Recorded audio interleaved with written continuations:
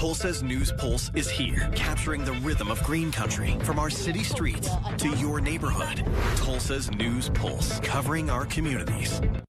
Tulsa's News Pulse is here, covering our communities.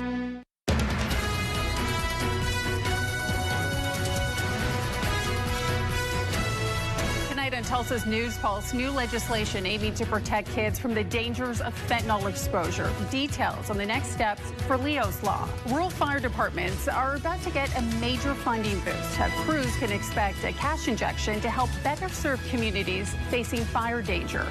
Those stories and more straight ahead. After months of pushing for change, a bill known as Leo's Law is now one step away from becoming law in Oklahoma. The legislation, created to help protect children from fentanyl exposure, faced questions about whether it would even survive this session after concerns over the cost of the bill. The fiscal fight was really what it was just trying to get that down to a realistic number. But Thursday, it passed through the Senate unanimously with a 47-0 vote and is now headed to the governor's desk. Leo's Law would expand Oklahoma's definition of a drug-endangered child to include fentanyl exposure risks linked to caregivers. The bill would also require DHS to conduct safety reviews and alert prosecutors if parents refuse drug screening consent. For Leo's father, Jacob Tao, getting to this point was far from guaranteed. We just feel a wave of relief. The session ended a little bit early, and there was a lot of question whether or not we were going to be able to get this bill done this year. So the fact that we were able to actually figure everything out, just a wave of relief that we got it done this year. And the biggest roadblock, the price tag. Early estimates for the bill reached more than $127 million, leaving some lawmakers questioning whether the state could afford it. The bill was even temporarily adjourned before returning to the Senate Thursday as Senate Bill 633 after changes brought the cost down to about $1.2 million. With Leo's Law, whenever I would talk to them, they would be, wow, we're not already doing this? And then once they would actually figure out we're not, how much is it going to cost? We haven't got it down to where it's palatable yet, but I anticipate that if they're already doing testing with the 7-panel and they just need one more test, it's not going to be a significant physical impact. We just don't have it. And part of lowering that cost meant removing an amendment that would have helped address drug residue cleanup inside of homes. An advocate who lost her grandson to fentanyl poisoning and the creator of the amendment, Jennifer Stevens, says it was a hard decision, but one they felt was necessary to keep the bill moving forward. It created another level of fiscal impact where if you came into a home and you felt that it needed some cleanup, some remediation before that child was going to be safe, there was going to be an additional cost. And there were some different ways that could be implemented, but at the end of the day, DHS felt really strongly about that. And so in order to get this passed, then we just had to drop that, and that's fine. The bill now heads to Governor Kevin Stitt's desk, where supporters hope Leo's Law will soon become another tool in the state's fight against fentanyl crisis. In Tulsa, Jaya Brown, Tulsa's News Pulse. Tulsa police are investigating a shooting early Sunday morning that left one man dead in Midtown. Just before 2 a.m., officers were called to the parking lot of the Tradewinds Center Inn near I-44 in Harvard. They found a 28-year-old man who was shot in the parking lot. He was taken to the hospital where he later died. Homicide detectives are asking anyone with information to call Tulsa Crime Stoppers. That number is 918-596-COPS. You can remain anonymous. Tulsa police are investigating after 2 people were shot in North Tulsa. Sunday morning at around 2, Tulsa police responded to a shooting called near East 63rd Street North and North Cheyenne. Officers say they found 2 people who had been shot, one inside of a home, the other outside. A 27-year-old woman was shot in the chest and a 16-year-old boy was shot in the arm. Both were taken to the hospital and are in stable condition. Police are still searching for a suspect. The city of Claremore is holding a public hearing about Project Mustang. Beale Infrastructure wants to build a data center at Claremore Industrial Park about 5 minutes from downtown. City leaders say they will provide information, answer community questions, and possibly vote in the Economic Development Tax Incentive District. It's happening during tonight's City Council meeting at 6 in the City Hall Council chambers. From the Oklahoma Ford Storm Center, your first warning forecast. It's been a breezy day across the state, not only here in Green Country. So far, wind gusts have ranged at around 25 to 35 miles per hour, but those gusts nearing 45, if not 50 miles per hour back in northwest Oklahoma. We are under a wind advisory until 9 p.m. for those counties that border the I-44 corridor up north towards the Kansas state line and out west towards Oklahoma City. Most folks will live in the 30 to 40 mile per hour range, but we could see isolated gusts as high as 45 miles per hour. You can see wind speeds will stay elevated not only this evening, but for the start of tomorrow morning as well. Now, we're also tracking storm chances. Those are going to be ticking up late tonight through tomorrow with a severe weather threat. We'll talk about that and the timing coming up. Rural fire departments across northeast Oklahoma are receiving a boost from the Cherokee Nation, including right here at the Wagner Fire Department. Firefighters here say that funding will help support their department and the community that they serve. The Cherokee Nation is contributing over $400,000 to 138 rural volunteer fire departments. Wagner Fire Chief Kelly Groom says while their department is in better shape than some others, many smaller fire departments continue to struggle with funding, equipment, and manpower. There's a lot of fire departments that receive funding from them, and it means a lot to them. A lot of fire departments, they struggle more than we do. The Cherokee Nation provided $3,500 to each of the 138 departments receiving funding this year. As for what the funding will go towards, Chief Groom says, More likely will go for equipment, either gear or hand tools or something like that. The funding comes as fire departments across the area continue to face rising costs and challenges finding volunteers. Grooms says volunteer firefighters remain critical to emergency response in communities across Green Country. You know, if you took all the volunteers away, we would really struggle. Here, we wouldn't be able to enter a structure fire. The Cherokee Nation says its annual contribution helps support departments that often rely on fundraisers, community support, and local taxes to continue operating. And the Chelsea Fire Department also seeing some money come through. Chelsea Fire Chief Craig Sampson says their funding will help purchase new grass rigs and firefighting gear for crews. Cherokee Nation Chief Chuck Hoskin Jr. says investing in firefighters is a way to support the people who protect communities across the reservation and beyond. Firefighters say that every dollar counts for these smaller departments, especially as equipment and response costs continue to rise. Reporting in Wagner, Danielle Huliocano, Tulsa's News Pulse. I'm Christine Frizzau on Capitol Hill, where one race for re-election is trumping all others in terms of money spent and revenge sought. Seven-term Congressman Thomas Massie has defied the president multiple times, and the president, in turn, is coming for his seat. The results from the race may be emblematic of a bigger picture, at least for now. We fought the president, the attorney general, the FBI director, the Speaker of the House, and the vice president to get this win. It was a win that may cost him his job. Republican Congressman Thomas Massie's crusade to make the Jeffrey Epstein files public was a major thorn in President Trump's side, along with his opposition on some key legislative votes and his criticism of Israel and the war in Iran. Trump unleashing a series of posts about Massie over the weekend, calling him weak and pathetic, and the worst and most unreliable Republican congressman in the history of our country. The president hoping for yet another win after he helped tank Senator Bill Cassidy's re-election bid, following Cassidy's vote to convict Trump in his 2021 impeachment trial. Trump's Defense Secretary Pete Hegseth appearing in Kentucky with Massie's opponent. President Trump does not need more people in Washington who are trying to make a point, especially from his own party.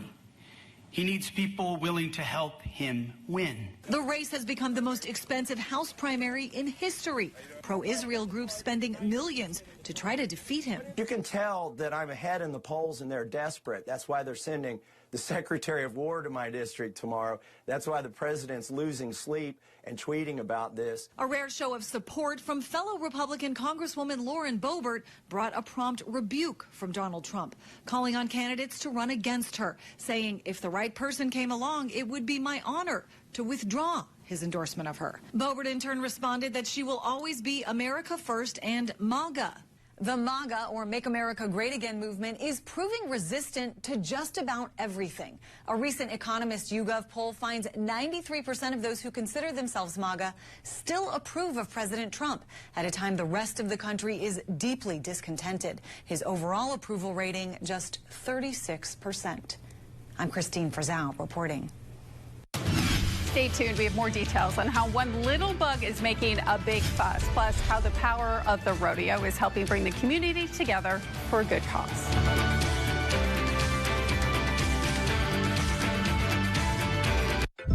Tulsa's News Pulse is here, capturing the rhythm of green country from our city streets to your neighborhood, with more reporters covering more places. We're here in Chelsea. With more stories. You can trust Tulsa's News Pulse to deliver real conversations, real impact. How do you feel like this is going to impact public safety?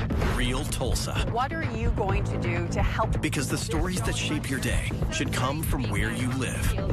Tulsa's News Pulse, covering our communities. I'm national correspondent Kayla Gaskins in Washington. So-called teen takeovers are shocking communities nationwide. Pure chaos erupting Saturday evening as teens took over a Chipotle in Washington, D.C. A brawl breaking out.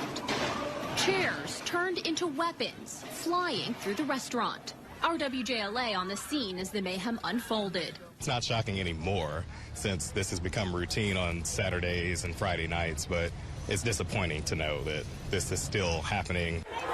Similar chaos breaking out across the country Saturday evening as teens took over streets in Detroit and Chicago.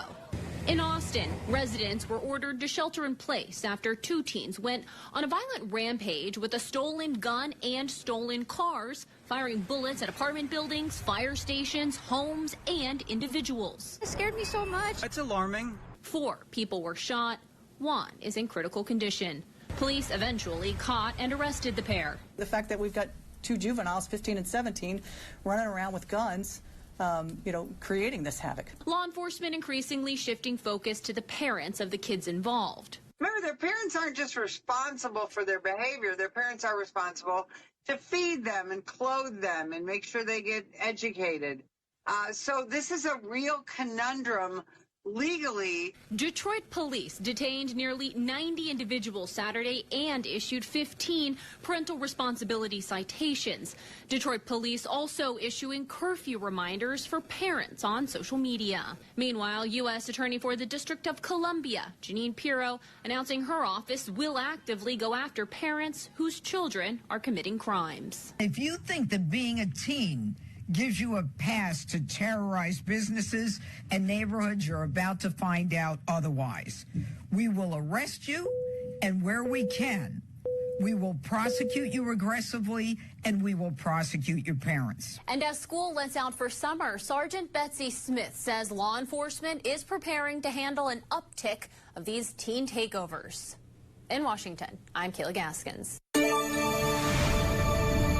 Federal data shows weekly ER visits for tick bites have reached their highest level since 2017. The CDC reports ER visits spiked in April. Last month, there were at least 104 visits compared to 68 visits in 2025. The majority of U.S. regions are seeing an increase in tick activity. The agency is urging people to take preventative steps to protect against ticks and serious diseases. The World Health Organization has declared the Ebola outbreak in Uganda and the Democratic Republic of the Congo as a health emergency of international concern. At least 80 deaths have been attributed to the outbreak, which was first reported in an eastern Congo province on Friday. There are hundreds of suspected cases, including one that crossed the border into Uganda. According to the Africa Centers for Disease Control and Prevention, there is no known treatment or vaccine for the strain at the center of this outbreak.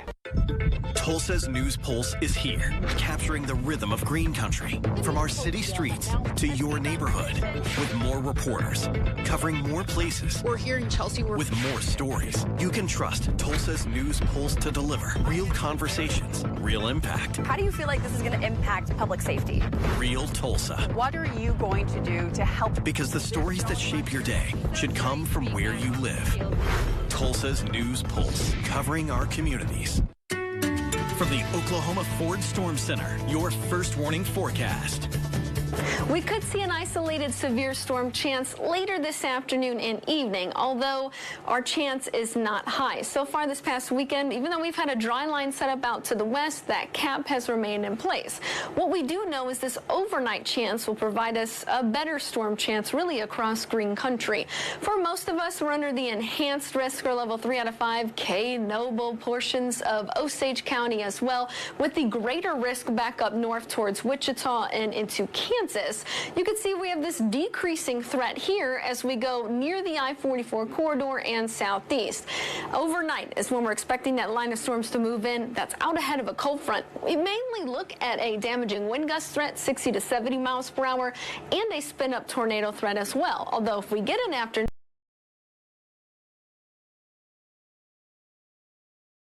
storm to stay right, it's going to set up shop somewhere near the I-44 corridor tomorrow, so we'll see an additional storm risk by Tuesday afternoon and evening.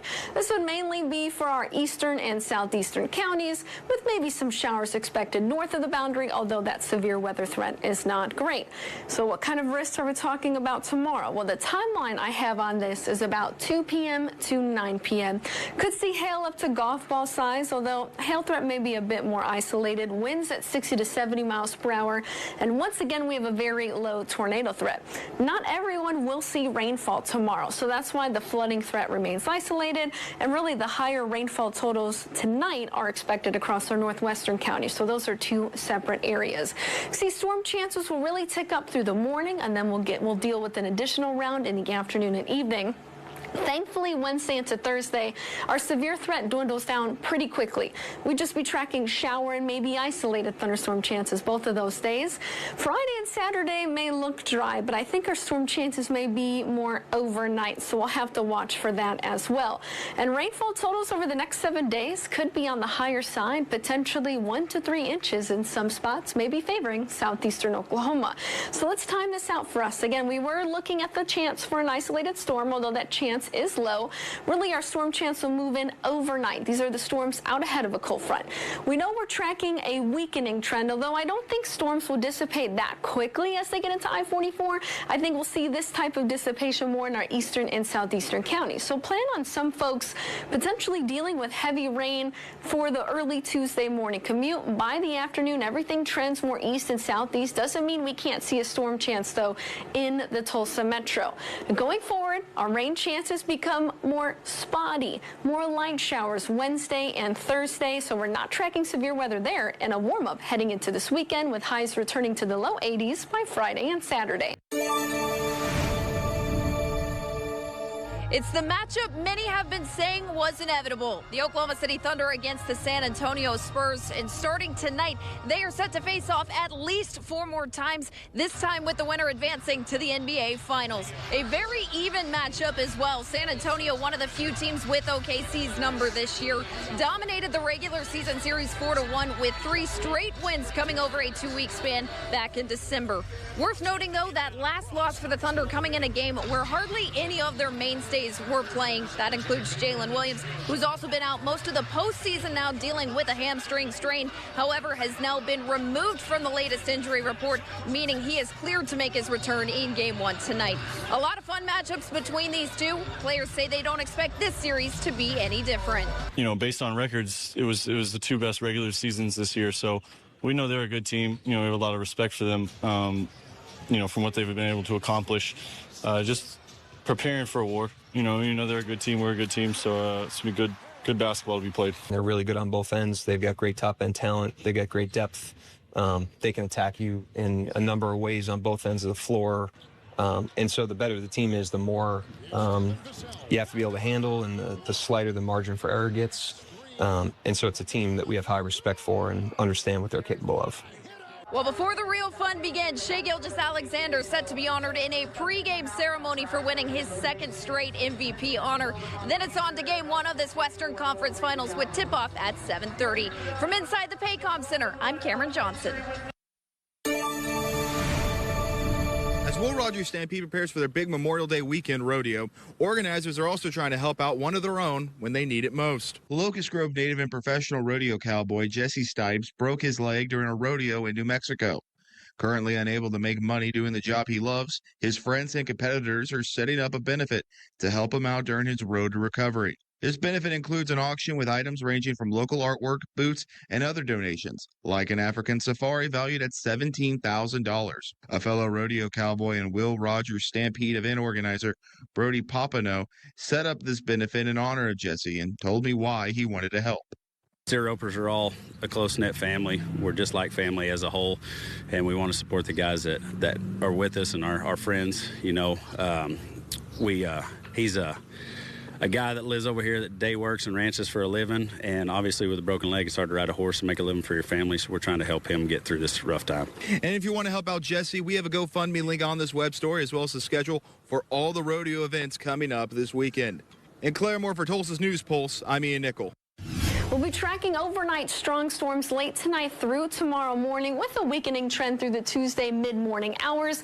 Then we'll be dealing with another storm chance southeast with showers by midday.